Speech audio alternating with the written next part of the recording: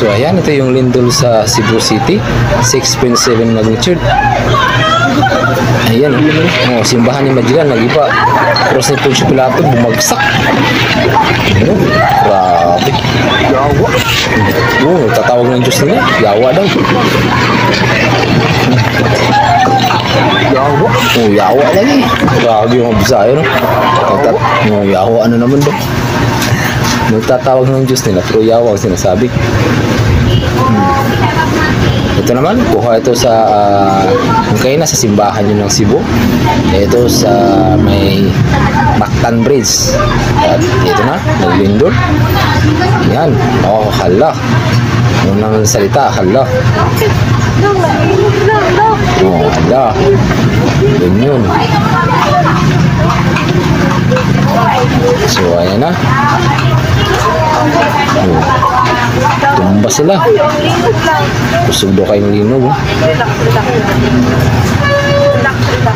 Relax. So, may na lang yung linog. Kaya ang wala naglinog na tagdugay ba o walang lindol na umabot ng isang oras, 30 minutos, wala rin ata. Pero may mga aftershock, pero hindi talaga yung successive ba. Yan, pahinga lang. Okay na mo kuya. Wala na, di ba? Pagpalagay natin mga 11 seconds, so 10 seconds. Lang mo na okay. Yan na. Takbo na ikaw. Now. Lang mo na okay.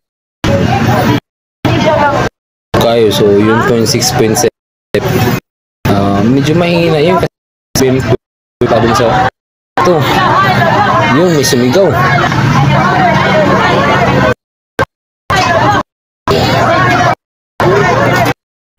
Ang sinig, ito po yung nagigis ang Diyos.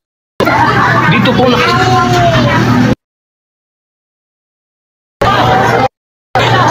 Oo, may sumigaw. May sumigaw. Hila-hila Robin Padilla. sinisip na po. Ito po yung nagigis ang Diyos. Yun, ito pala ibig sabihin. Aming pananampalataya. Kahit lumindol, Matay para dito. handa matay. Sumigaw kayo na. Siraan ako. Walang problema mamatay siya. Pangulo, kung gusto niyo ako mag-resign, kung gusto niyo, huwag niyo ako siraan. Walang ipagpapalit. Malang Robin. Ito Robin Padilla. Idol. Yun po. Yun ang mabagsik. Totoo handang mamatay.